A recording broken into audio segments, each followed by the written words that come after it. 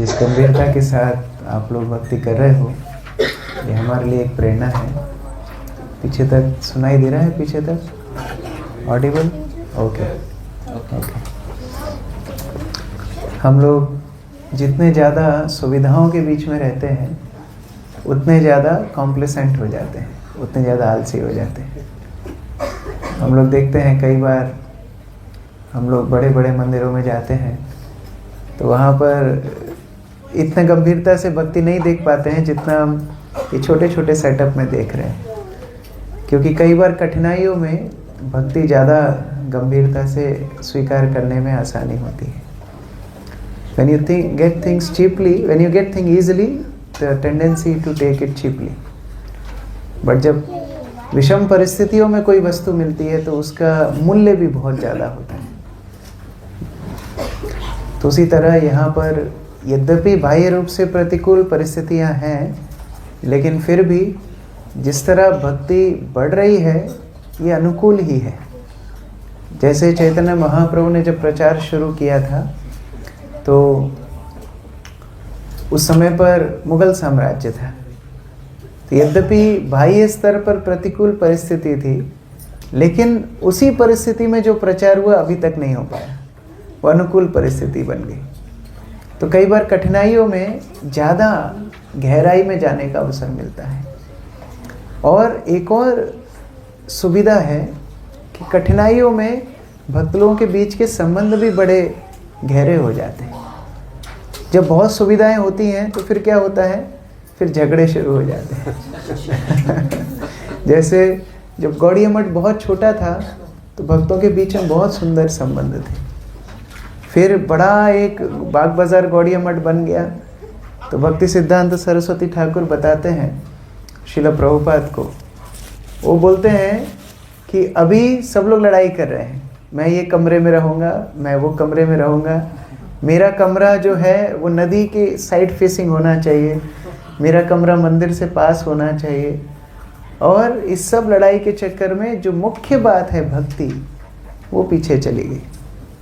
इसलिए प्रभुपाद को भक्ति सिद्धांत सरस्वती बोलते हैं, यदि तुम्हें धन मिले तो तुम पुस्तक छापना, मतलब प्रचार करना। मुझे यदि अवसर मिलेगा तो मैं मार्बल निकाल के बाग बाजार मंदिर का पुस्तक छापूंगा। ये श्रील प्रभुपाद को भक्ति सिद्धांत सरस्वती ठाकुर ने बोला था। तो इसलिए जब भी ऐसी परिस्थितियाँ आती हैं, प्रतिकूल परिस्थितियाँ आती हैं, हमको उसको देखना है कि it's an opportunity to go closer to Krishna. ये एक अवसर है भगवान के प्रति और प्रगाढ़ प्रेम, प्रगाढ़ विश्वास जागृत करने के लिए। तो हम अभी गौर पूर्णिमा महोत्सव के ही हैंगओवर में हैं।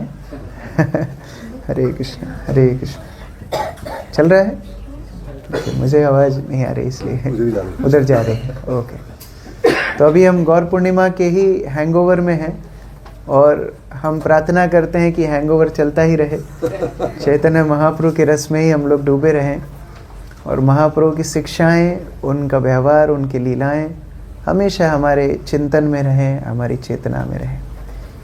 ये चैतन्य महाप्रभु के जो गुण हैं वो पारसमणि के समान है, चिंतामणि के समान है। गौरा गुण गाओ सुनी बहु पुण्यर फले से पहु मिलल प्रेम परसमणि। ऐसी परसमणि जो प्रेम प्रदान करती है। सामान्य पारसमणि के स्पर्श से सोना मिलता है, लेकिन ये कौन सी परसमणि है जिनके स्पर्श से प्रेम मिलता है। और अलग अलग कैटेगरीज के लोगों का उद्धार चैतन्य महाप्रभु ने करके ये सिद्ध किया कि Krishna consciousness is universal, it is not sectarian. Krishna भावनामृत पूरे विश्व के लिए है, हर स्तर के लोगों के लिए है, हर व्यक्ति के लिए है। ये कोई विशेष समाज, विशेष व्यक्तियों के लिए नहीं है। जैसे जब महाप्रभु प्रचार करते हैं तो जानवरों का भी उद्धार करते हैं। जब वो प्रचार करते हैं तो सरल से सरल विप्र, सरल से सरल लोगों का भी उद्धार करते हैं। फिर वो जाते हैं तो चांद काजी समेत कई मुस्लिम लोगों को भी वैष्णव बनाते, जिनको पठान वैष्णव, खान वैष्णव बोलते हैं, अभी भी हैं वो लोग। और फिर वो जाते हैं तो बड़े बड़े विद्वानों को भी भक्त बनाते हैं। जैसे श्रीरंगम में महाप्रभु गए तो बड़े बड़े विद्वान श्री वैष्णवों को ही भक्त बनाया, मध्वाचार्य के संप्रदाय के लोगों को भक्त बनाया। भक्त मतलब प्रेम रस, कृष्ण भक्ति दिया। बुद्धिस्टों को प्रचार किया, मायावादियों को प्रचार किया। तो उसी श्रृंखला में एक बहुत विशेष लीला है जहाँ चैतन्य महाप्रभु काशी जाते हैं। तो हमारे ब्रज प्रकाश प्रभु भी काशी से हैं तो शायद महाप्रभु ने जिनको प्रचार किया होगा उन्हीं के वंशजों में हमको ब्रज प्रकाश प्रभु मिले। तो उन्हीं की कृपा से आज ये विषय हमको दिया गया है चर्चा करने के लिए। चैतन्य चरितामृत की आदि लीला अध्याय 7 बहुत विशेष अध्याय है। ये श्रील प्रभुपाद ने इस अध्याय के ऊपर एक पुस्तक बनाई अलग से। श्रील प्रभुपाद इस अध्याय को इतना पसंद करते थे और इस अध्याय के सारे श्लोकों को प्रभुपाद ने अपनी वाणी में रिकॉर्ड भी किया है, इसका रिसाइटेशन। तो बहुत महत्वपूर्ण ये, और कोई अध्याय के लिए श्रील प्रभुपाद ने इतना फोकस नहीं दिया कि अलग से एक पुस्तक छापी हो, लेकिन इस अध्याय के ऊपर प्रभुपाद ने पुस्तक छापी है। चैतन्य चरितामृत की जितने भी अध्याय हैं उनमें 100, 150, 200, 250, 300 भी श्लोक हैं, किसी किसी में 400 श्लोक भी हैं। अभी एक श्लोक को 1 मिनट भी समय देंगे तो कितना समय चाहिए? एक एवरेज 400 मिनट, मतलब कितने घंटे हो गए? मैथमेटिक्स जो एक्सपर्ट हैं, कितने घंटे हो गए? 7 घंटे का 7 घंटे के टाइम। तो ये तो है, इतना टाइम तो हमारे पास है ही लेकिन फिर भी हमने कुछ कुछ श्लोक चुन लिए हैं, कुछ कुछ यहाँ पर अंश हम लोग पढ़ेंगे क्योंकि सारे श्लोक चर्चा करना मुश्किल है। और यद्यपि ये कथा बताना बड़ा आसान है कि जस्ट ऐसा हुआ, महाप्रभु गए, उन्होंने इनसे बातचीत की, लेकिन जब हम चैतन्य चरितामृत से पाठ करते हैं तो इसमें कृष्णदास कविराज गोस्वामी की शक्ति समाहित है, वो हृदय को स्पर्श करती है। और कृष्णदास कविराज गोस्वामी की शक्ति नहीं, रघुनाथ दास गोस्वामी से श्रवण किया कृष्णदास कविराज गोस्वामी ने, तो उनकी भी कृपा इसमें है। और फिर उन्होंने श्रवण किया स्वरूप दामोदर इत्यादि वरिष्ठ भक्तों से, उनकी भी कृपा इसमें समाहित है। तो सभी परंपरा की कृपा हमको मिलती है उनकी रचना को दोहराने से। कितना ही बड़ा से बड़ा कंपोजर हो, कोई आर्टिस्ट हो, जब तक उसका बनाया हुआ गाना या उसकी कविता कोई गाता नहीं है उसको आनंद नहीं मिलता है ना। तो उसी तरह से चैतन्य चरितामृत इतना सुंदर ग्रंथ है, जब तक उसका पठन ना हो, जब तक सब भक्त उसको दोहराए ना, तब तक वो हृदय में अंदर जाता नहीं है। तो हम लोग प्रयास करेंगे एक एक श्लोक दोहराने का। जो स्क्रीन नहीं देख सकते हैं आप लोग मोबाइल में निकाल लीजिए, चैतन्य चरितामृत आदि लीला चैप्टर 7, तो आप लोग मोबाइल में निकाल लीजिए। और जो लोग देख पा रहे हैं श्लोक 40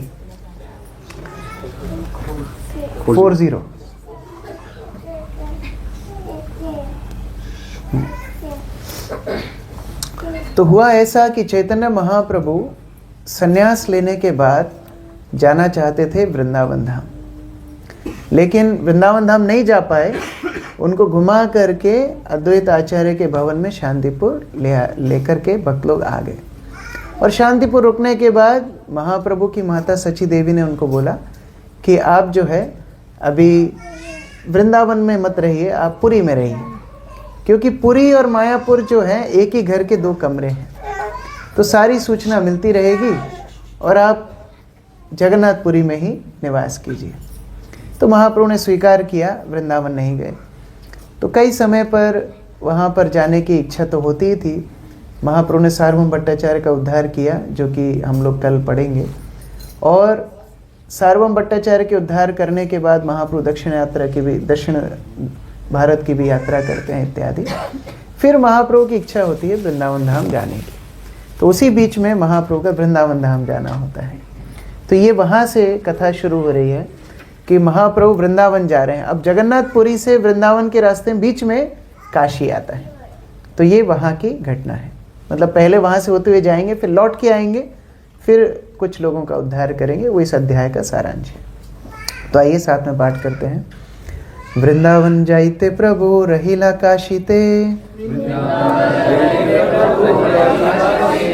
मायावादी गण तारे लागिल निंदिते।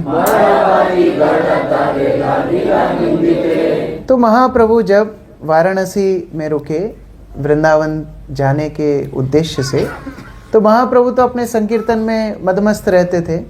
तो वहाँ पर जो मायावादी सन्यासी थे वो महाप्रभु की आलोचना करते थे। लोगों को कुछ तो कहने के लिए चाहिए, हम लोग बोलते हैं लोग कुछ तो कहेंगे, तो आप कुछ भी करेंगे तो लोग कुछ कहेंगे। लेकिन महाप्रभु को मुख्य रूप से उद्देश्य करके निंदा इसलिए करते थे कि वो सन्यासी थे, और अपेक्षा ऐसी रहती है कि जो हम कर रहे हैं वही दूसरों को करना चाहिए, नहीं तो मेल कैसे बैठेगा।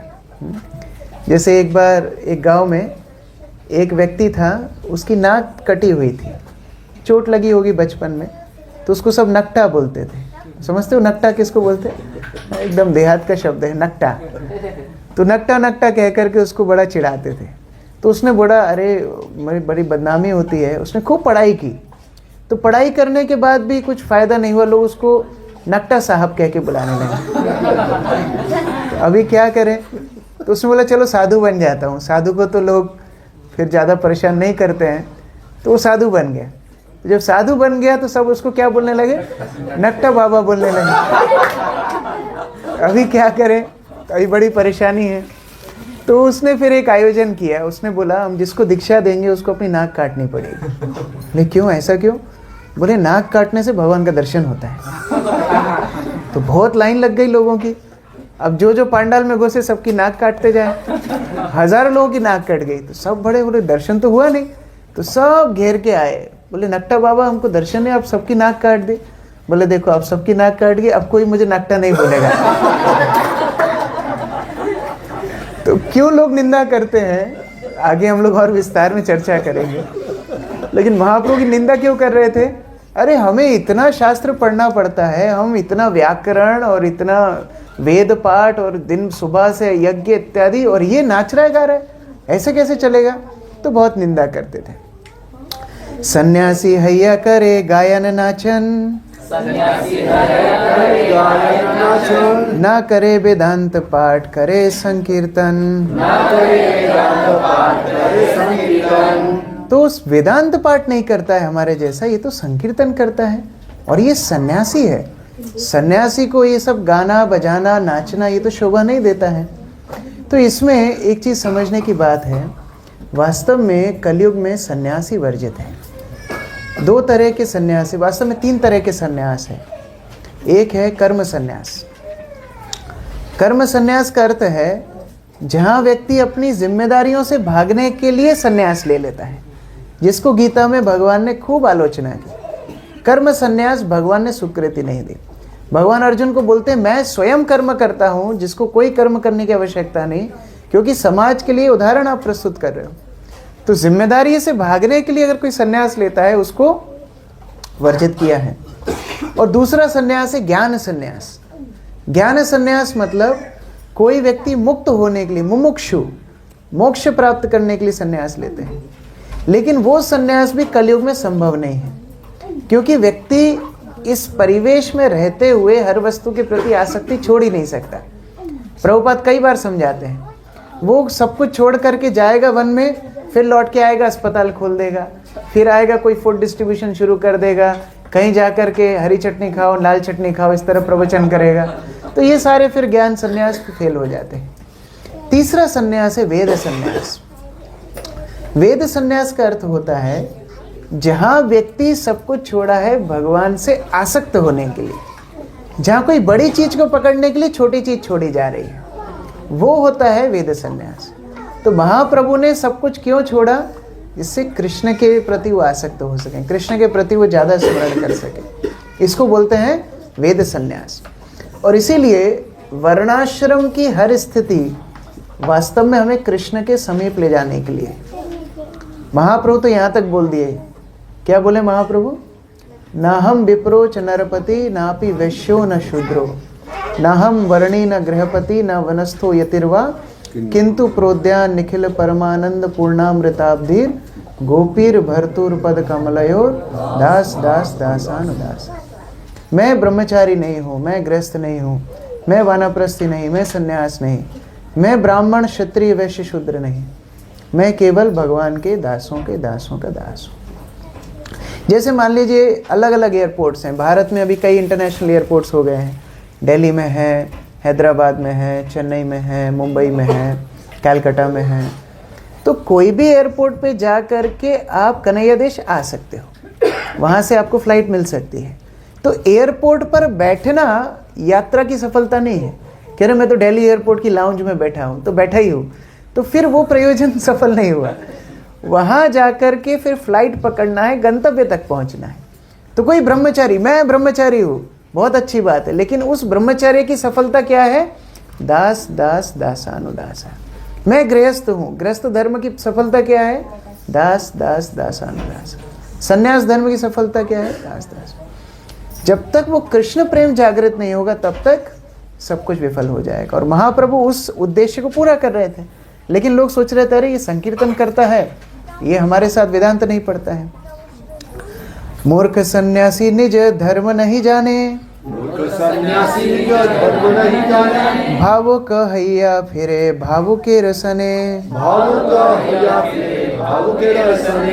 तो मूर्ख है, सन्यासी होकर के अपने सन्यास धर्म को नहीं जानता है, भावुक होकर के इधर उधर घूमता रहता है। और इतना ही नहीं, कई भावुक लोगों को इसने साथ में पकड़ भी लिया है, ये नाचता है वो भी इसके साथ नाचते हैं।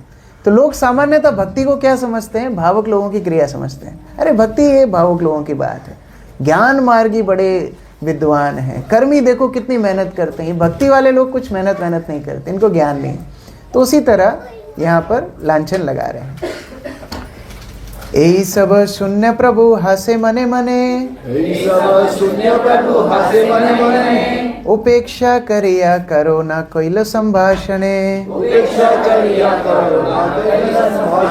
अभी बहुत सूक्ष्म शिक्षा यहाँ महाप्रभु से लेने की है, बहुत महत्वपूर्ण। थोड़ा ध्यान से श्रवण करना है। कैसे महत्वपूर्ण है? जब कोई आपकी आलोचना करे, निंदा करे, उसको कैसे स्वीकार करना चाहिए, ये महाप्रभु यहाँ समझा रहे हैं। महाप्रभु ने सबसे पहले तो मन ही मन हंसने लगे। क्यों हंसने लगे? क्योंकि उन्हें पता है कि वो चीज़ जो कर रहे हैं ये लोग नहीं समझ पा रहे हैं। हर व्यक्ति आपकी बात समझे संभव नहीं है। और दूसरा, सबकी जितने भी जो वाक्य हैं उनको नेग्लेक्ट करके महाप्रभु आगे बढ़ रहे हैं। तो कैसे क्रिटिसिज्म को हैंडल करना है ये भी भक्तों को आना चाहिए। 4 संभावनाएं हो सकती हैं।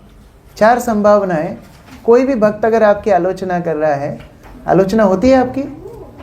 होती है? नहीं होती तो बहुत भाग्यशाली है आप क्योंकि भगवान की भी आलोचना होती है, तो कोई अछूता नहीं रह सकता इससे।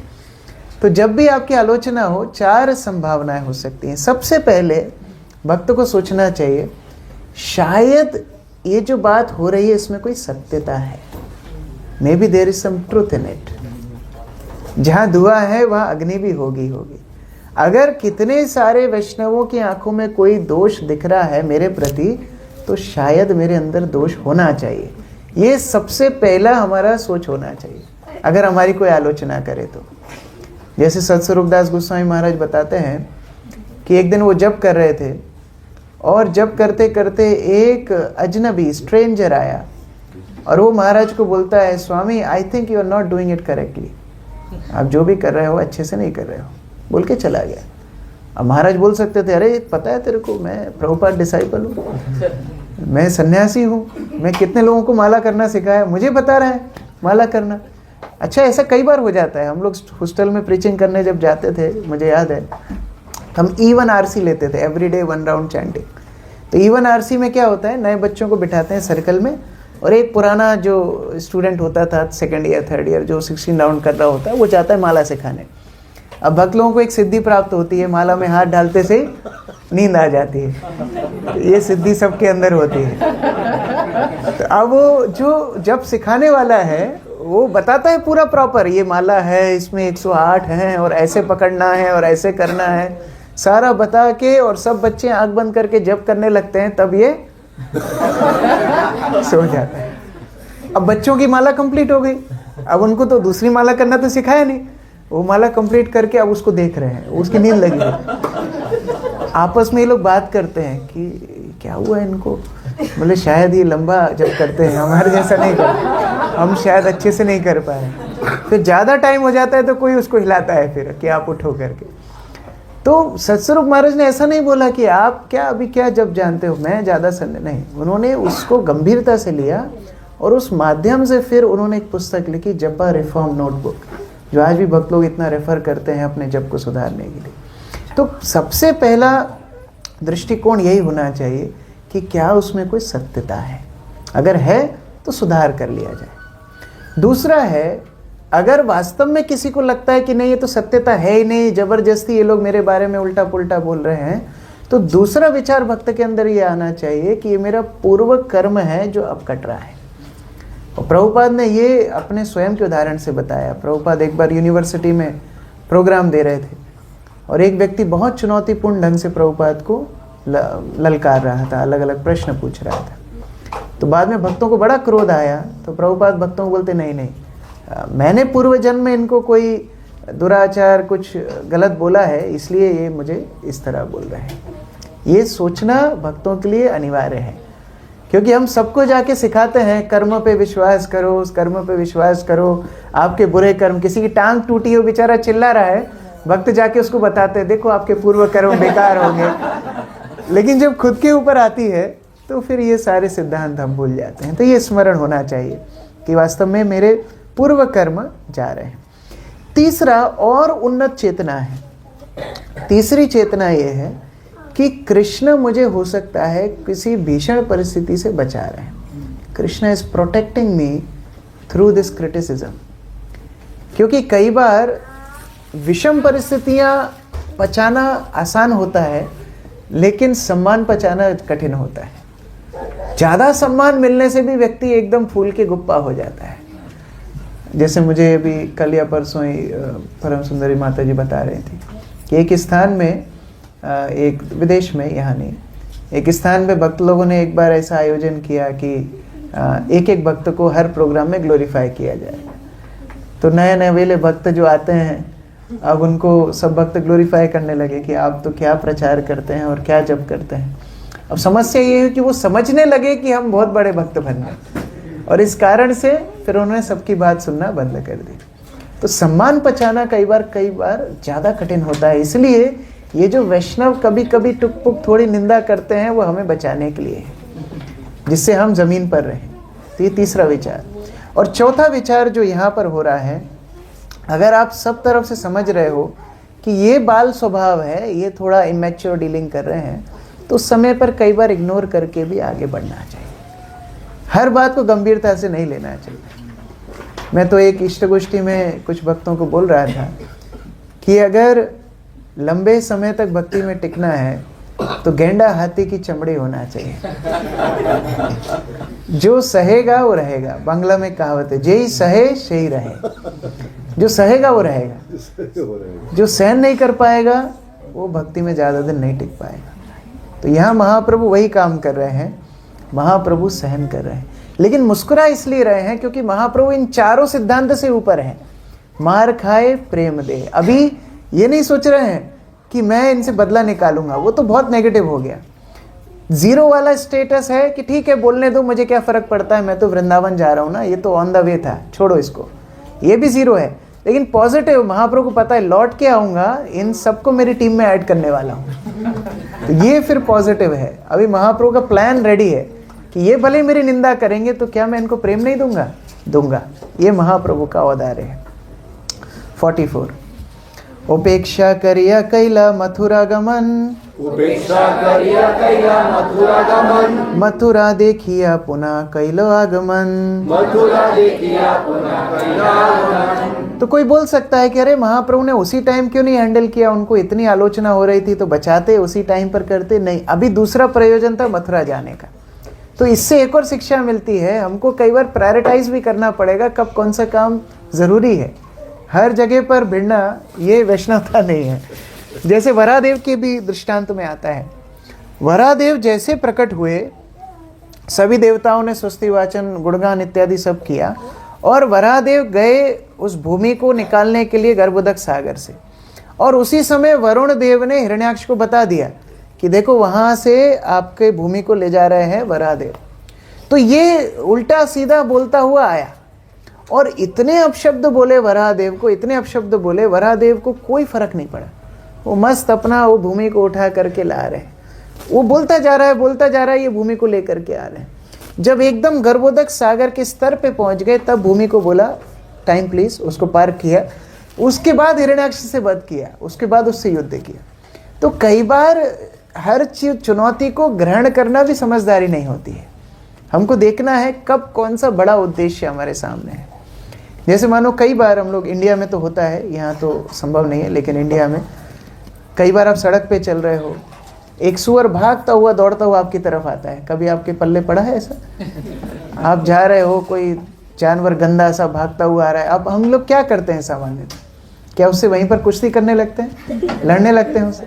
हम अपना रास्ता बदल लेते हैं, क्योंकि हमें पता है हमारा जो कार्य है वो ज़्यादा महत्वपूर्ण है इस जानवर से लड़ाई करने की बजाय। उसी तरह से महाप्रभु जानते हैं इनका उद्धार मुझे करना है, लेकिन अभी ज़्यादा महत्वपूर्ण क्या है? मथुरा जाना। मथुरा से लौट के आऊँगा, फिर इनको भक्ति दूंगा। तो ये भक्तों को सीखना चाहिए।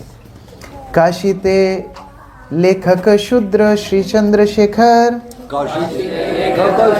श्री चंद्रशेखर, तार घरे रहिला प्रभु स्वतंत्र ईश्वर। प्रभु स्वतंत्र ईश्वर। तो काशी में जब लौट करके महाप्रभु आए, चंद्रशेखर आचार्य जो वर्ण से बहुत उत्तम नहीं थे, कायस्थ थे या शूद्र थे, फिर भी महाप्रभु उनके घर में रहते थे और भिक्षा यानी भोजन स्वीकार करने के लिए जाते थे तपन मिश्र के यहाँ। तपन मिश्रेर घरे भिक्षा निर्वाहन, सन्यासीर संगे नहीं माने निमंत्रण। तो बहुत बड़े बड़े आयोजन होते थे, काशी में भंडारे होते थे, कई सन्यासी इकट्ठे होते थे, यज्ञ अनुष्ठान होते थे, वहाँ वो एक सब भिक्षा प्राप्त करते थे, भोजन करते थे। महाप्रभु वहाँ नहीं जाते थे, वो पसंद करते थे तपन मिश्र के यहाँ पर भोजन करना और चंद्रशेखर आचार्य के यहाँ पर रुकना। उसी बीच में सनातन गोस्वामी का काशी आना होता है। सनातन गोसाई आसी तहाई मिलिला, सनातन गोसाई आसी तहाई मिलिला, तार शिक्षा लागी प्रभु दुमास रहिला, तार शिक्षा लागी प्रभु दुमास रहिला, तारे सिखाइला सब वैष्णवीर धर्म, तारे सिखाइला सब वैष्णवीर धर्म, भागवत आदि शास्त्रेर जत गुण मर्म। भागवत आदि शास्त्रेर जत गुण मर्म। तो इसी बीच सनातन गोस्वामी का काशी आना होता है, जो कि हम 2-3 दिन बाद ये कथा भी श्रवण करेंगे। कैसे सनातन गोस्वामी काशी आए और कैसे महाप्रभु ने 2 मास तक उनको कृष्ण भक्ति की शिक्षा दी। अब इसी बीच में क्या होता है, अभी मेन घटना शुरू होने वाली है। इति मध्य चंद्रशेखर मिश्र तपन, चंद्रशेखर मिश्र तपन, दुखी हुआ प्रभु पाए कोइलो निवेदन, दुखी हया प्रभु पाए कोइलो निवेदन, कतक सुनिबो प्रभु तुम्हार निंदन, कतक सुनिबो प्रभु तुम्हार निंदन, न पारी सहिते बे छाड़िबो जीवन। न पारी सहिते बे छाड़िबो जीवन। चंद्रशेखर आचार्य और तपन मिश्र महाप्रभु के पास जाकर के बोलते हैं, महाप्रभु आप कितना सहन करवाओगे? जब भी हम गंगा में जाते हैं नहाने के लिए, मंदिर में दर्शन के लिए, जहां जाते हैं आपकी निंदा सुनने के लिए मिलती, तो कब तक आपकी निंदा हम सुनेंगे? एक तरफ आप सनातन गोस्वामी को इतना गूढ़ रहस्य सिद्धांत बता रहे हो और ये सन्यासी बोल रहे हैं आप भावुक हो, आप नाचते हो, गाते हो, सन्यासी धर्म पालन नहीं करते। ये निंदन सुनने से अच्छा है हम अपना जीवन त्याग कर देते हैं, यही अच्छा है। तुम्हार निंदाए जत सन्यासी रगण, सुनीते न पारी फाटे हृदय श्रवण। देखो गुरु के प्रति कितनी आसक्ति होना चाहिए, भगवान के प्रति कितनी आसक्ति होना चाहिए, ये महाप्रभु के अनुयायियों से हम देख सकते हैं। कितनी बार इतने दृष्टांत चैतन्य चरितामृत में है। महाप्रभु अलारनाथ से निकल रहे हैं, सार्वभौम भट्टाचार्य अचेतन होकर नीचे गिर जाते हैं। वहाँ गंगा में नाव में बैठ करके जाते हैं, रूप गोस्वामी अचेतन होकर गिर जाते हैं। गदाधर पंडित पीछे पीछे बांधते हैं। कितनी आसक्ति गुरु के प्रति, कृष्ण के प्रति एक भक्त के हृदय में होनी चाहिए, महाप्रभु के अनुयायियों से हम सीखते हैं। महाप्रभु के अनुयायी बोल रहे हैं हमारा हृदय फट रहा है, आपकी निंदा इस सन्यासियों से हम और नहीं सुन सकते, कुछ तो करिए। महाप्रभु क्या करते हैं, यहाँ सुनी रहे प्रभु ईशट हसिया, यह सुनी रहे प्रभु ईशट हसिया, सेई काले एक विप्र मिलीला आसिया। सेई काले एक विप्र मिलीला आसिया। तो चंद्रशेखर आचार्य तपन मिश्र, इतना हृदय में उनके कष्ट था। देखिए, इतनी तो हिम्मत नहीं थी कि महाप्रभु को जाके छोटी मोटी बात बोलते, इतना शिष्टाचार था। जब एकदम सर के ऊपर से जाने लगी बात, तब जाकर के महाप्रभु को बात बोल रहे हैं। एंड थैंक गॉड उस समय इंटरनेट नहीं था। इंटरनेट होता तो क्या होता आप कल्पना नहीं कर सकते। सारे सन्यासी ट्वीट करते, न्यू सन्यासी इन वाराणसी, कृष्ण चैतन्य फॉलिंग डाउन, फिर बाकी लोग उसमें कमेंट मारते, क्या होता चंद्रशेखर आचार्य तपन मिश्र का। लेकिन वो सब सुनने के बाद इतना दुखी हो गए, कैसे इनकी रक्षा करें।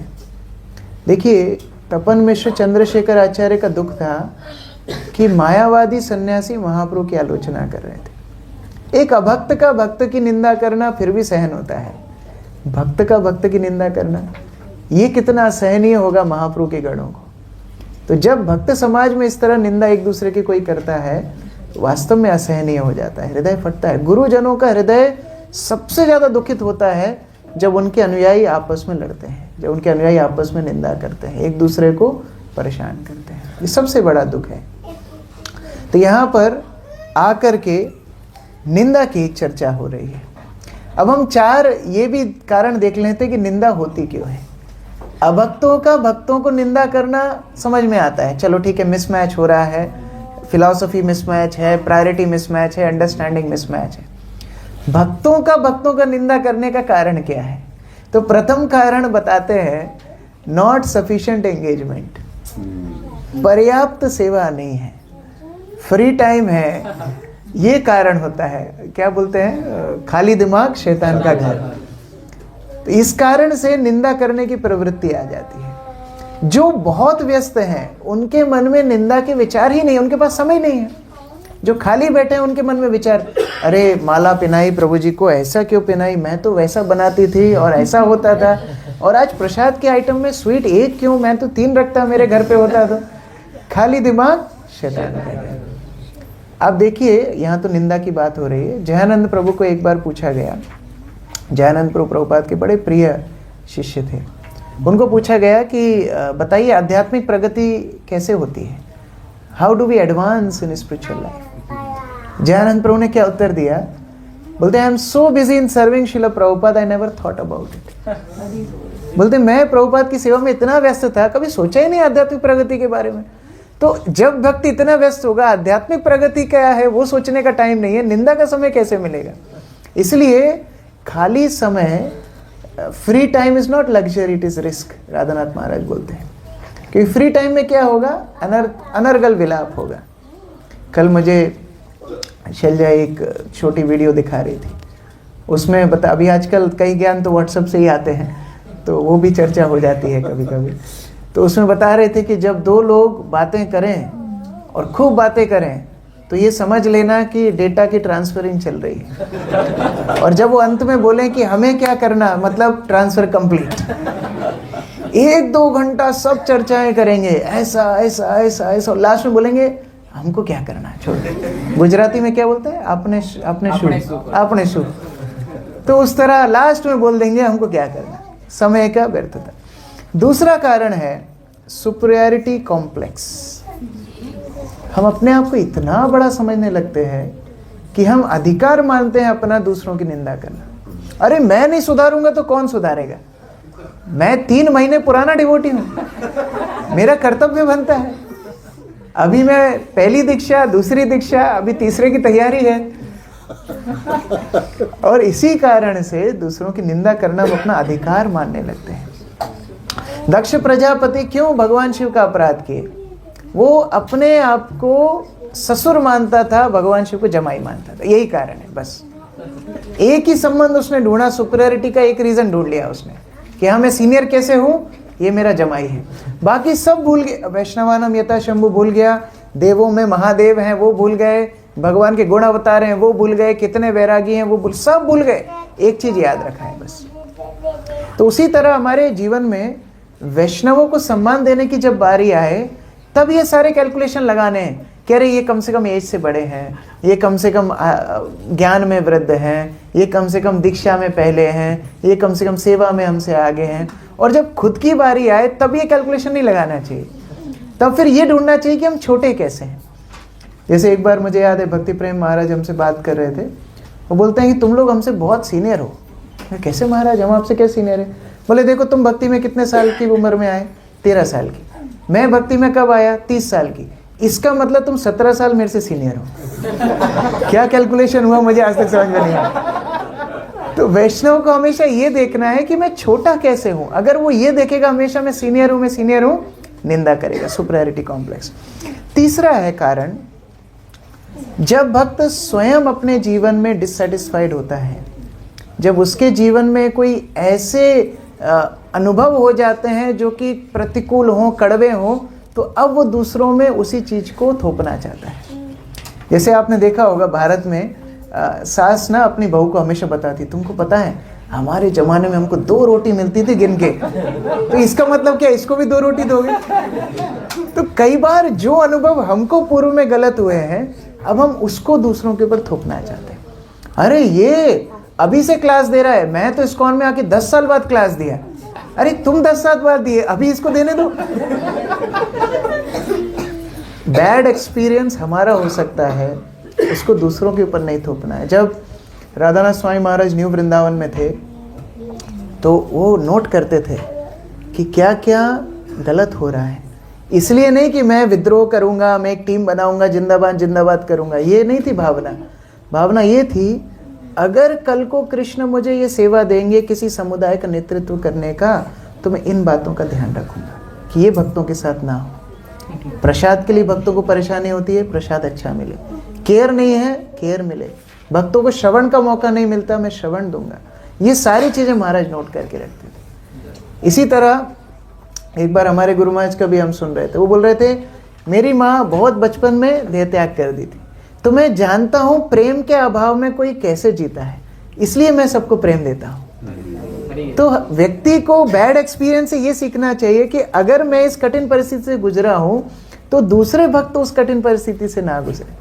लेकिन होता कैसा है, उल्टा होता है। अरे मैं इतने कठिन से गुजरा हूं, ये कितने आसानी से जा रहे हैं, इसलिए वैष्णव निंदा होती है। और चौथा कारण है ईर्ष्या। सब कुछ ठीक है, हमारे जीवन में कुछ बुरा नहीं हो रहा है, लेकिन उसके जीवन में अच्छा क्यों हो रहा है, ये भी समस्या है। ईर्ष्या के कारण भी हम लोग निंदा करते हैं। तो इस सब कारणों से ये निंदा होती है। और ये प्रकृति का नियम है कि जब भी कोई भी वस्तु को आप ऊपर से छोड़ोगे वो नीचे जाएगी, ये प्रकृति का नियम है। तो चेतना भी बार बार नीचे जाएगी। आज हम चैतन्य चरितामृत पढ़ रहे हैं, घर जाके फिर माया पकड़ लेगी, फिर इस तरह के विचार आएंगे। इसलिए बार बार हमारी जिम्मेदारी है हमारी चेतना को शुद्ध रखें, बार बार श्रवण कीर्तन में अपना मन लगाएं, चेतना को शुद्ध रखें, वैष्णव निंदा से बचें। 53 आसी निवेदन करे चरण धरिया, एक वस्तु मांगो देहो प्रसन्न हैया। एक वस्तु मांगो देहो प्रसन्न हैया। तो एक ब्राह्मण आया और ये ब्राह्मण आकर के चैतन्य महाप्रभु को बोलते हैं कि मैं एक निवेदन कर रहा हूँ, कृपया करके प्रसन्न चित्त से स्वीकार करना। मैं आपको फोर्स नहीं कर रहा हूँ। निवेदन करने का भी एक तरीका होता है, ये नहीं कि हमने मेहनत की है तो सामने वाले को स्वीकार करना पड़ेगा। स्वीकार करे, प्रसन्न चित्त करे। तो ब्राह्मण स्वीकार करने के लिए निवेदन करें। सकल सन्यासी मोहि करी मुनिमंत्रण, तुम्हें यदि ऐसो पूर्ण है मोर मन। तो महाप्रभु को बोलते हैं मैं बनारस के सारे सन्यासियों को मेरे घर में निमंत्रण दे रहा हूँ, तो अगर आप आएंगे तो मेरा ये निमंत्रण सफल हो जाएगा। महाप्रभु कुछ बोलते उसके पहले ही दूसरा वाक्य बोल देता है, ना जाहो सन्यासी गोष्ठी यह आमी जानी, मोरो अनुग्रह करो निमंत्रण मानी। तो बोलता है मुझे मालूम है आप इस तरह इनविटेशन में नहीं जाते हो, आप इफ्तार पार्टी में नहीं जाते हो, तो जानते हैं हम कि सन्यासी के बीच में आप नहीं जानते, लेकिन मेरे अनुग्रह का सम्मान रख लीजिए। मैं आपको बुला रहा हूँ, मेरे अनुग्रह पे आप चलिए। अब ये तपन मिश्र और चंद्रशेखर आचार्य मन ही मन बड़े प्रसन्न हो गए। वास्तव में महाप्रभु का वो ब्राह्मण से परिचय नहीं था, और ब्राह्मण के बुलाने और उनके पास जाने का सवाल ही नहीं उठता था, क्योंकि महाप्रभु उन मायावादी सन्यासियों के बीच में बैठना ही नहीं चाहते थे। लेकिन किसके लिए महाप्रभु के पास ये निमंत्रण आया? ये तपन मिश्र चंद्रशेखर की करुणा है। वो चाहते थे कि सन्यासियों का उद्धार हो। वैष्णवीर आवेदन कृष्ण दयामय। कृष्ण दयामय कब होते हैं? जब वैष्णव आवेदन करते हैं। तो इसीलिए तपन मिश्र और चंद्रशेखर आचार्य कृपा से महाप्रभु अभी अपना प्लान ही बदलने वाले हैं। प्रभु हासी निमंत्रण कैलो अंगीकार, प्रभु हासी निमंत्रण कैलो अंगीकार, सन्यासीर कृपा लागी भांगी तहार। सन्यासीर कृपा लागी भांगी तहार। तो चैतन्य महाप्रभु मुस्कुराए और निमंत्रण को स्वीकार कर लिया। वास्तव में उन सन्यासियों के उद्धार के लिए महाप्रभु ने अपना प्लान चेंज कर दिया, अपना नियम तोड़ दिया। जब महाप्रभु मथुरा गए थे तो महाप्रभु के वर्णन आता है, महाप्रभु केवल लखपतियों के घर में प्रसाद लेते थे। लखपति कौन? जिनके पास 1 लाख दिनार होते थे? नहीं, जो 1 लाख नाम रोज करते थे। अर्थात कितनी माला? कितनी माला? 64 माला। हरे कृष्णा कृष्णा कृष्ण हरे हरे, हरे राम राम राम हरे। 64 माला जो जप करता था उसके घर में भोजन करते थे। और दूसरा महाप्रभु का बहुत स्ट्रिक्ट सिद्धांत, मायावादी भाष्य सुनीले होए सर्वनाश। तो दोनों ही सिद्धांत का खंडन करके इस ब्राह्मण के घर में क्यों गए? केवल और केवल वैष्णवों के आवेदन पे महाप्रभु ने अपना नियम ही बदल दिया। से विप्र जाने न प्रभु न जान कार घर, तहार प्रेमान्वय तारे अत्याग्रह करे।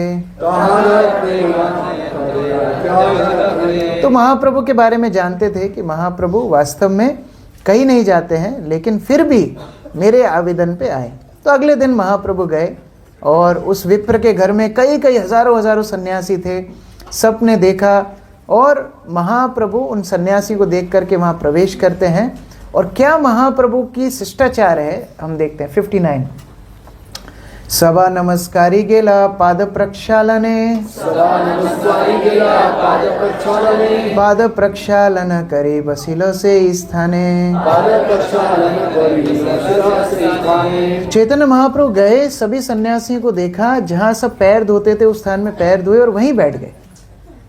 महाप्रभु कोई स्ट्रैटेजिक प्लानिंग करके नहीं गए थे कि मैं जाऊंगा ऐसे जाके बैठ जाऊंगा तो सब मेरे प्रति आकृष्ट हो जाएंगे। विनम्रता जब स्वाभाविक होती है तो हृदय को स्पर्श करती है। विनम्रता जब बनावटी होती है तो हृदय को चुभती है। Fake humility is intolerable. तो जब जेन्युइन ह्यूमिलिटी होगी तब वो हृदय को आकर्षित करेगी। और Mahaprabhu didn't act humble, he was humble. तृणादपि सुनीचेना तरोरिवा सहिष्णुना। Mahaprabhu's quality is he was genuinely humble and he sat there। वहाँ पर जाकर के बैठ गए और वहाँ पर बैठ करके जैसे ही महाप्रभु ने अपनी विनम्रता का प्रकाश किया, एक तो प्रकाश महाप्रभु आगे दिखाएंगे, लेकिन ये विनम्रता से सारे सन्यासी द्रवित हो गए। ये महाप्रभु की विशेषता थी। वसिया करिला किछु ऐश्वर्य प्रकाश, महातेजोमय वपु कोटि सूर्य भाष। प्रभावे आकर्षिला सब सन्यासी रमन, उठिला सन्यासी सब छाड़िया आसन। लेकिन एक और विशेष बात यहाँ सीखने की है, केवल विनम्रता से भी काम नहीं चलेगा। विनम्रता के साथ साथ जो कार्य सिद्ध करना है वो भी करना पड़ेगा। हम लोग लॉकडाउन के समय पे एक इष्ट गोष्ठी कर रहे थे, तो एक भक्त का परिचय हमारे प्रेसिडेंट करा रहे थे कि गुरु महाराज जी बहुत विनम्र है, इतना विनम्र है, बहुत विनम्र है। तो गुरु महाराज बोलते ठीक आछे विनम्र आछे, ठीक है, काज करते पारे कि ना काम जिसको देते हैं वो पूरा करता है कि नहीं? विनम्र है, बहुत बढ़िया बात है। तो केवल विनम्रता से भी काम नहीं चलेगा। जो कार्य सिद्ध करने के लिए भेजा गया है वो कार्य भी सिद्ध करना है। तो ये दोनों एक्सट्रीम होती हैं। एक तो होता है अचीवर्स और एक होता है एस्केपिस्ट। दोनों के बीच में वैष्णव है। एक तो है पूरा ही, मतलब मैं हुक बाय क्रुक, मैं अपना कार्य पूरा करूंगा, चाहे कोई नाराज हो चाहे कुछ भी हो, मैं तो अपना कार्य पूरा करूंगा, भले ही कई कई वैष्णवों के हृदय को मैं दुखा दूं, उसमें कोई फर्क मुझे नहीं पड़ता। तो ये वैष्णवता नहीं है। और या फिर मैं इतना विनम्र हूँ, प्रभु जी अब डस्टबिन भी मैं कैसे फेंकूं, इसके लिए भी योग्यता चाहिए, आलू छीलने के लिए भी वही राधा रानी की सेवा है, तो इतना विनम्रता भी फिर काम की नहीं है। तो विनम्रता हो लेकिन साथ में सेवा भी पूरी हो। तो महाप्रभु गए वहां विनम्र है, लेकिन महाप्रभु को स्मरण है मैं किस लिए आया हूं, ये मायावादी सन्यासियों को उद्धार करने आया हूं। और मायावादी किससे आकृष्ट होते हैं, भगवान की ब्रह्म ज्योति से। तो करोड़ों करोड़ सूर्य समान प्रकाश महाप्रभु के वपु से, शरीर से निकलने लगा, और वो देख करके, नाम ही है प्रकाशानंद, जिसको प्रकाश में आनंद मिलता है, तो प्रकाश देख के आनंदित हो गया। तो अभी आ गया सामने, आ करके प्रकाशानंद 62 प्रकाशानंद नामे सर्व सन्यासीर प्रधान, प्रभु के कहिलो किछु करिया सम्मान, यहाँ ईसो सुनो श्रीपाद, अपवित्र स्थान वैसे किबा अवसाद। तो चैतन्य महाप्रभु को लेने के लिए सन्यासियों का लीडर प्रकाशानंद सरस्वती, इनके अंडर हजारों हजारों सन्यासी ब्रह्मचारी थे, ये आकर के महाप्रभु को बोलते, अरे आप ये अपवित्र स्थान में क्यों बैठे हो, हमारे साथ में बैठो, आओ इधर आइए।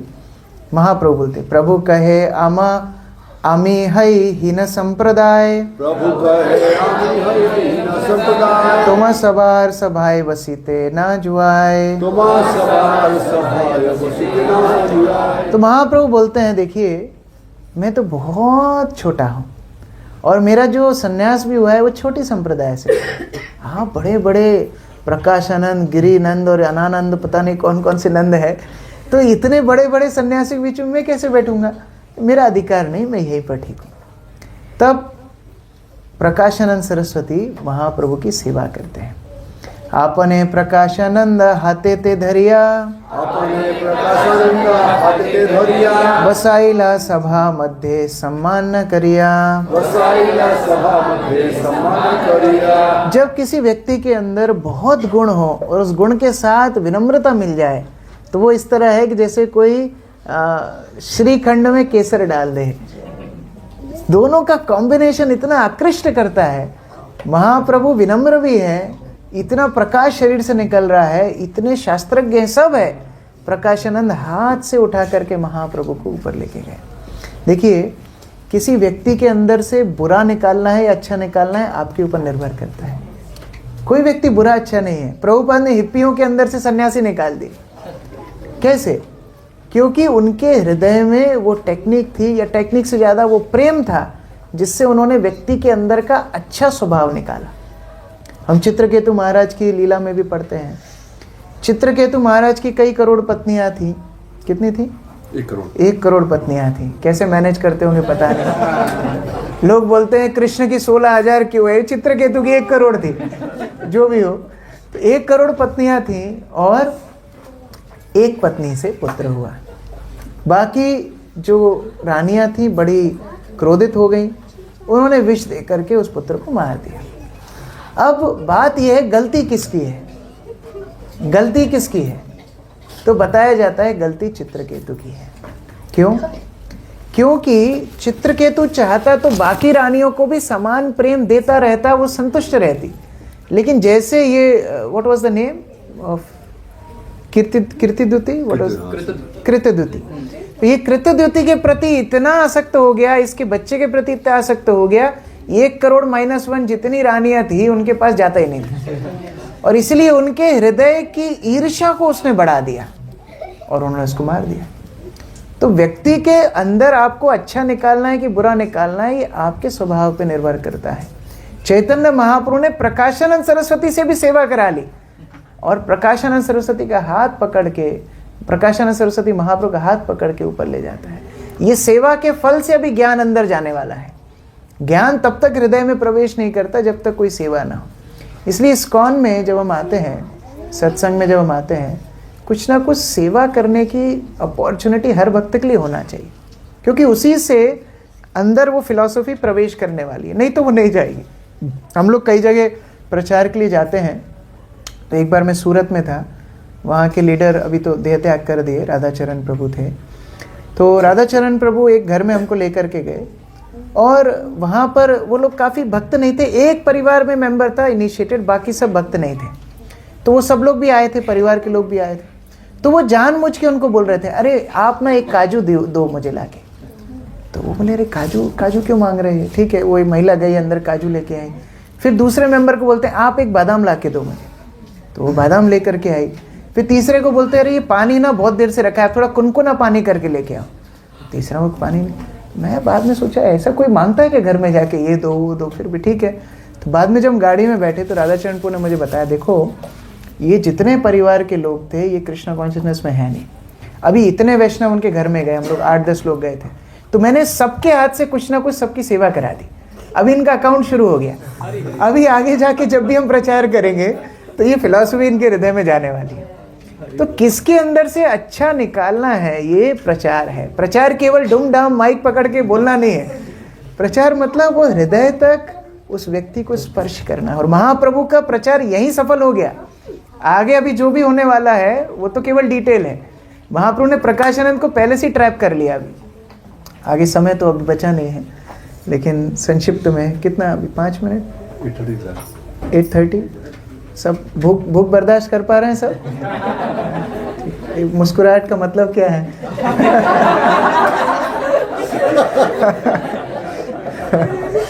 ठीक है, तो अभी संक्षिप्त में पढ़ते जाएंगे, क्योंकि एक एक श्लोक पे चर्चा करते तो फिर बहुत समय हो जाएगा।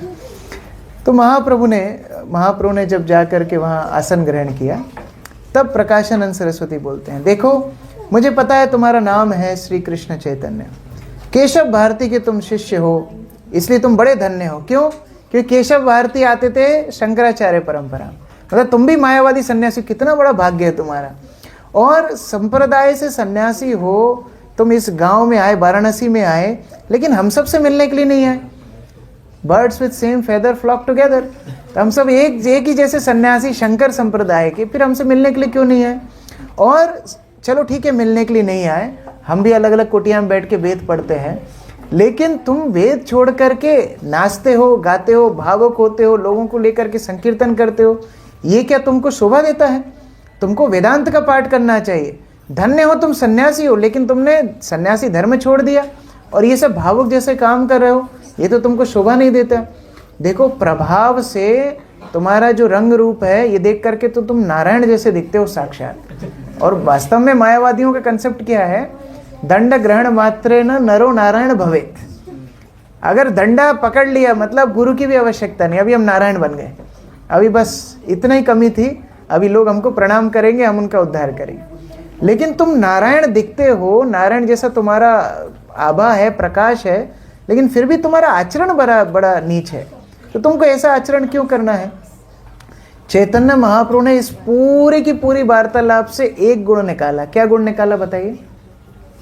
क्या गुण निकाला होगा? महाप्रभु ने ये गुण निकाला, इसने मुझे नारायण कह के संबोधित किया। ये महाप्रभु का गुण है। महाप्रभु ये ढूंढते हैं कौन सा गुण इसका मैं ले लूं, जैसे टीचर ढूंढती है ना, कहाँ नंबर दूं, अभी ये फेल तो हो ही रहा है, इसको किधर नंबर दूं। तो इसी तरह महाप्रभु सोच रहे किधर इसको पास करूं, किधर पास करूं, मुझे नारायण कह के स्वीकार किया। तब महाप्रभु बोलना शुरू किए। 71 प्रभु कहे सुनो श्रीपाद इहार कारण,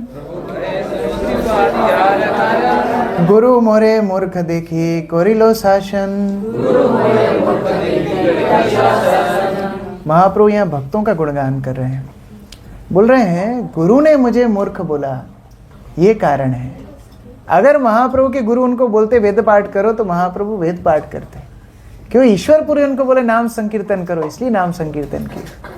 इसी तरह से महाप्रभु बोल रहे हैं वास्तव में मेरा अधिकार ही नहीं था।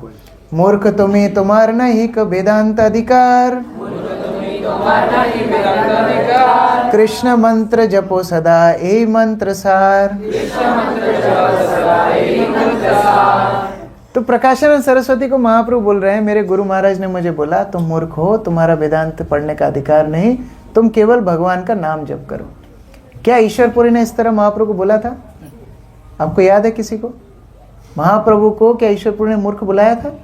नहीं, वास्तव में महाप्रभु प्रकाशानंद सरस्वती को बोल रहे हैं, मूर्ख तुम ही, तुम्हारा नहीं वेदांत अधिकार, तुम्हारा वेदांत का अधिकार नहीं है, तुम मूर्ख हो, कृष्ण मंत्र जप करो। तो प्रचार में बोलना सब कुछ है, लेकिन टेक्निक पता होना चाहिए।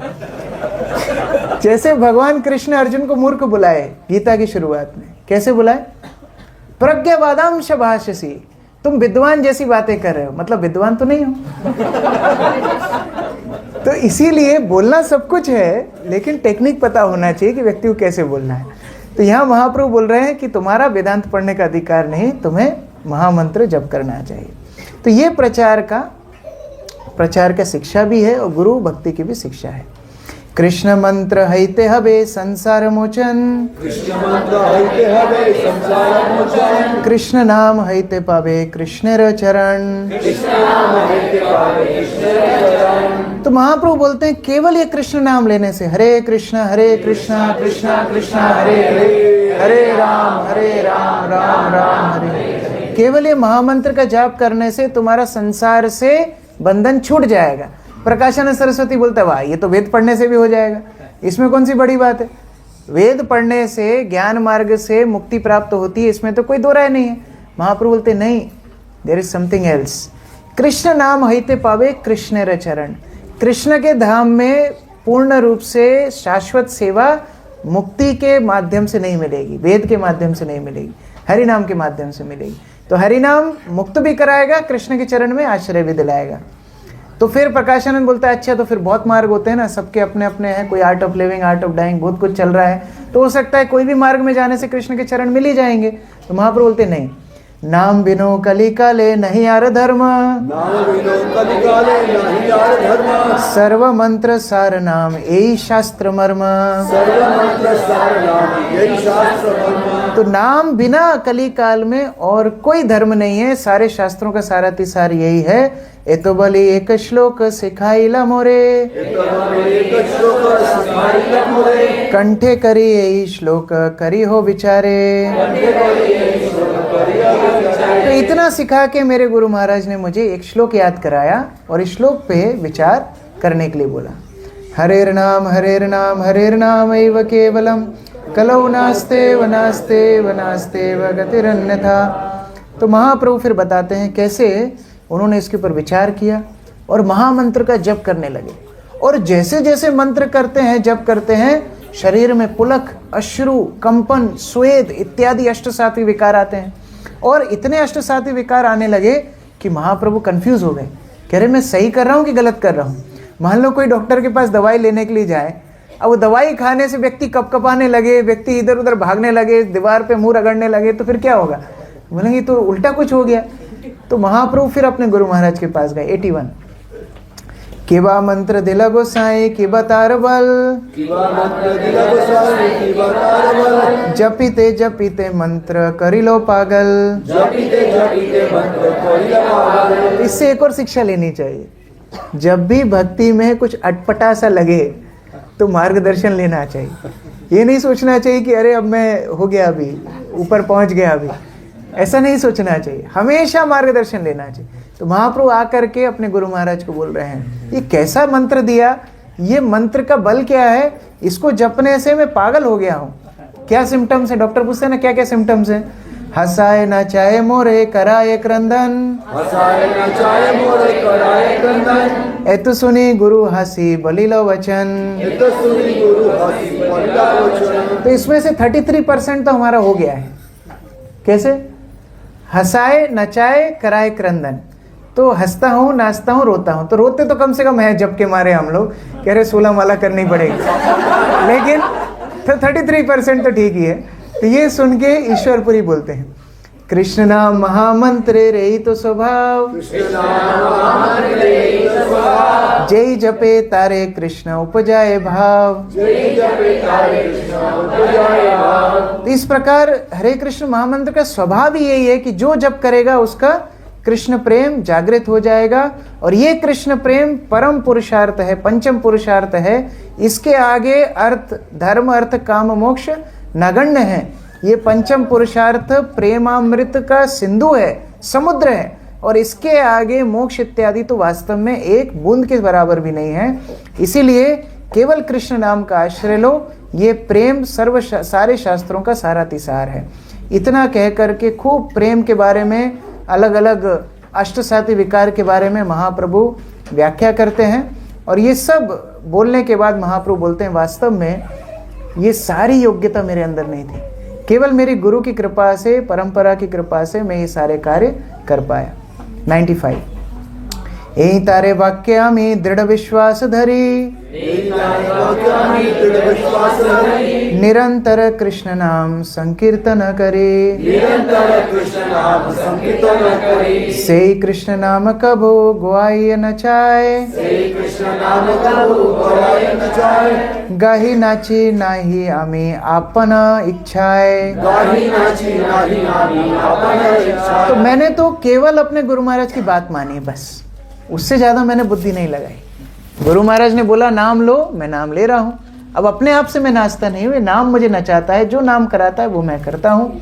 और इस नाम के आगे मुझे इतना आनंद मिलता है जैसे मानो समुद्र समान हो, ब्रह्मानंद, ये सब तो वास्तव में बहुत छोटी चीज है इसके सामने। तब प्रकाशानंद सरस्वती बोलते हैं बहुत अच्छी बात आपने कही, शास्त्र से बोली, कम से कम आपको शास्त्र वास्त्र पता है, इतना तो हमको पता पड़ गया, लेकिन फिर भी वेदांत क्यों नहीं पढ़ते हो? तब श्री चैतन्य महाप्रभु समझाते हैं वास्तव में वेदांत भगवान के ही शब्द हैं, लेकिन उनकी जो शंकराचार्य ने व्याख्या की है वो सही नहीं है। क्योंकि शंकराचार्य एक उद्देश्य से आए थे, वो उद्देश्य पूर्ण करने के बाद वो चले गए, और अब जब शुद्ध व्याख्या अवेलेबल है तो फिर शंकराचार्य की व्याख्या पढ़ने की आवश्यकता नहीं। उनका दोष नहीं है, वो तो भगवान की सेवा की है, वो तो भगवान की इच्छा से ही आए। क्योंकि वेदों के नाम पर ब्राह्मणवाद हो रहा था, वेदों के नाम पर पशु हत्या हो रही थी इत्यादि, तो बुद्ध धर्म का प्रचार हुआ, और फिर बुद्ध धर्म को हटाने के लिए अद्वैतवाद का प्रचार हुआ, फिर मध्वाचार्य ने आकर के द्वैतवाद इत्यादि का प्रचार किया, और अब वैष्णव धर्म प्रचार हो सकता है। तो वास्तव में अब ये सब प्रचार करने की आवश्यकता नहीं है। तो फिर कौन सा सिद्धांत स्वीकार करे? तब महाप्रभु ने अचिंत्य भेदाभेद तत्व शिक्षा दी। जीव और भगवान एक हैं गुण के माध्यम से, लेकिन अलग हैं मात्रा के माध्यम से। भगवान विभु हैं, हम जीव अणु हैं, और हमारा स्वभाव है भगवान की सेवा करना। इतना बता करके महाप्रभु ने सबको प्रचार किया। अब प्रकाशानंद सरस्वती नहीं बोला, अभी प्रकाशानंद सरस्वती के जितने चेले चपाटे सन्यासी थे वो बोलना शुरू किए। 135 सकल सन्यासी कहे सुनो श्रीपाद, तुम्हें जे खांडिले अर्थ इना है विवाद। तो सब बोले एक साथ, आपने जो बोला एकदम नॉन ऑब्जेक्शनेबल, आपने जो बात बोली वास्तव में 100% सही है। और असली बात बताएं हम, ये शंकराचार्य की फिलॉसफी हमको ही पछती नहीं थी। अब संन्यास ले लिया तो जबरदस्ती हम मानते थे, वास्तव में मन ही मन हमको पछती नहीं थी। आज जो आपने बताया कि जीव भगवान का दास है, और ये दासत्व में जो आनंद है, भगवान की भक्ति में जो आनंद है, वास्तव में ये केवल संस्कृत उच्चारण में या मुक्ति में ये आनंद नहीं है। तो इतना कह करके सब इतना आनंदित हो गए, सभी लोग अब महाप्रभु से और सुनना चाहते हैं। तो महाप्रभु के पास टाइम की पाबंदी नहीं थी, तो महाप्रभु ने और सुनाया, उनको संबंध अभिदय प्रयोजन खूब शिक्षाएं दी, और उसके बाद महाप्रभु ने उनको कृष्ण भक्ति का उपदेश दिया। लास्ट में क्या रिजल्ट क्या निकला वो हम लोग थोड़ा पढ़ लेते हैं। 149 से हईते सन्यासीर फिरी गेला मन, कृष्ण कृष्ण नाम सदा करए ग्रहण, ए मते ता सबार खमी अपराध, सबा करे कृष्ण नाम करिलो प्रसाद। तो महाप्रभु ने उनको इतना सुंदर उपदेश दिया कि सारे अद्वैत फिलॉसफी भूल गए और सब कृष्ण कृष्ण नाम जप करने लगे। और जैसे महाप्रभु ने उनको देखा, महाप्रभु ने सारे अपराध भी क्षमा किए और उनको कृष्ण प्रेम भी दिया। तो ये महाप्रभु की महावदन्यता है, केवल अपराध क्षमा नहीं किए, उनको कृष्ण प्रेम भी प्रदान किया। तबे सब सन्यासी महाप्रभु के लैया, तबे सब सन्यासी महाप्रभु के लैया, भिक्षा करी लेना सबे मध्य बसाइया, भिक्षा करी लेना सभी मध्य बसाया, भिक्षा करी महाप्रभु ऐला वसाग्रह, भिक्षा करी महाप्रभु ऐला वसाग्रह, हे न चित्र लीला करे गौरांग सुंदर। बिना चित्र लीला करे गौरांग सुंदर। सबने एकदम महाप्रभु को बीचों बीच में बिठाया, सबने प्रसाद ग्रहण किया और सब फिर अपने अपने घर में वापस आ गए। यहाँ 2 लोग बड़े प्रसन्न हुए, कौन? चंद्रशेखर हाँ, तपन मिश्र, तपन मिश्र, चंद्रशेखर तपन मिश्र आर सनातन, चंद्रशेखर तपन मिश्र और सनातन, सुनी देखी आनंदित सभाकार मन, सुनी देखी आनंदित सभाकार, प्रभु के देखिते ऐसे सकल सन्यासी, प्रभु के देखिते ऐसे सकल सन्यासी, प्रभु र प्रशंसा करे सब वाराणसी। प्रभु का प्रशंसा करे सब वाराणसी। तो चंद्रशेखर तपन मिश्र सनातन बड़े प्रसन्न हो गए, सारे सन्यासी का उद्धार हो गया। और अब जब भी वो जाते थे तो अब महाप्रभु की प्रशंसा ही सुनने के लिए, पूरे वाराणसी में केवल महाप्रभु की प्रशंसा सुनने के लिए मिलती थी। वाराणसी पुरी आइला श्री कृष्ण चैतन्य, वाराणसी पुरी आइला श्री कृष्ण चैतन्य, पुरी सह सर्वलोक हैल महाधन्य, पुरी सह सर्वलोक हैल महाधन्य, लख लख लोग ऐसे प्रभु के देखिते, लख लख लोग ऐसे प्रभु के देखिते, महाभीड़ हैल द्वारे नारे प्रवशिते। महाभीड़ हैल द्वारे नारे प्रवशिते। अब तो महाप्रभु को देखने के लिए लाखों लाखों लोग आने लगे, महाप्रभु के संकीर्तन में भाग लेने के लिए, उनका दर्शन करने के लिए। अब तो घुसने की, चंद्रशेखर आचार्य का घर एकदम ब्लॉक हो गया, कोई अंदर नहीं जा पा रहा है, इतने लोग दर्शन करने आते हैं। महाप्रभु जब विश्वेश्वर दर्शन करने जाते हैं, विश्वनाथ का, हजारों लाखों लोग उनसे मिलने के लिए वहाँ तैयार हो जाते हैं। स्नान करने जाते हैं, वहाँ भीड़ लग जाती है, हर जगह पर भीड़ लगने लगती है। तो महाप्रभु ने उस अवसर का फायदा उठाया और 159 बाहुतुली प्रभु बले बोलो हरि हरि, बाहुतुली प्रभु बोले हरि हरि ध्वनि करे लोक स्वर्ग मर्त भरी, हरि ध्वनि करे लोक स्वर्ग मर्त भरी, लोक निस्तारिया प्रभु चलिते हैल मन, लोक निस्तारिया प्रभु चलिते हैल मन, वृंदावने पठाइलो श्री सनातन। वृंदावने पठाइलो श्री सनातन। तो बस महाप्रभु जहाँ भीड़ देखते सबको बोलते हाथ ऊपर करो और बोलो हरे कृष्णा कृष्णा कृष्णा हरे हरे, हरे राम राम राम हरे। इस प्रकार महाप्रभु ने पूरे वाराणसी को भक्त बना दिया, सनातन गोस्वामी को वृंदावन भेज दिया और वो जगन्नाथपुरी चले गए। 162 ए लीला कहिबो आगे विस्तार करिया, संक्षेपे कहिलान यह प्रसंग पाइया। यहाँ पर कृष्णदास कविराज गोस्वामी बोल रहे हैं कि मैंने बड़े संक्षिप्त में ये लीला सुनाई अवसर पा करके, तो हमने और संक्षिप्त कर दिया और आगे जा करके इसको विस्तार में सुनाएंगे। तो ऐसा कृष्णदास कविराज गोस्वामी बोल रहे हैं। आखिरी में 2 श्लोक हम लोग अध्याय समापन करेंगे। 170 सवाकार पादपद में कोटि नमस्कार, सवाकार पादपद में कोटि नमस्कार, जैछे तैछे कही किछु चैतन्य विहार। जैछे तैछे कही किछु चैतन्य विहार। तो पंच तत्व को श्री चैतन्य महाप्रभु, नित्यानंद प्रभु, अद्वैत आचार्य, गदाधर पंडित, श्रीवास ठाकुर सबको प्रणाम करते हुए कृष्णदास कविराज गोस्वामी बोलते हैं उनकी कृपा से ऐसे जैसे मैंने महाप्रभु का गुणगान किया, मेरी सामर्थ्य तो नहीं है। श्री रूप रघुनाथ पदो जाराश, चैतन्य चरितामृत कहे कृष्णदास। श्री रूप गोस्वामी रघुनाथ दास गोस्वामी के चरणों की आशा करते हुए चैतन्य चरितामृत कृष्णदास कविराज गोस्वामी सुना रहे। तो ये चैतन्य चरितामृत का अमृत है, जहाँ प्रति श्लोक में बहुत शिक्षाएं हैं, बहुत अमृत है, बहुत रस है। इसका यदि पाठ हम रोज करें, इसको अपने जीवन में अपनाएं, तो महाप्रभु की कृपा को प्राप्त कर सकते हैं। हरे कृष्ण। जय श्री कृष्णदास कविराज गोस्वामी की, चैतन्य चरितामृत की, श्रीमन चैतन्य महाप्रभु की, श्री श्री पंचतत्व की, श्रील प्रभुपाद की जय। गौर प्रेमानंदे। हरे कृष्ण। बहुत बहुत धन्यवाद। आप लोग बहुत कष्ट में बैठे हुए हो बहुत देर से, तो क्षमा अभी सबके लिए प्रसाद। हरे कृष्ण। प्रश्न नहीं? किसी का कोई प्रश्न है? प्रसाद कब मिलेगा ये छोड़ के किसी का प्रश्न है? पूछ सकते हैं। Any question? एनीवन? माताओं में से कोई प्रश्न है? ओके, हरे कृष्ण।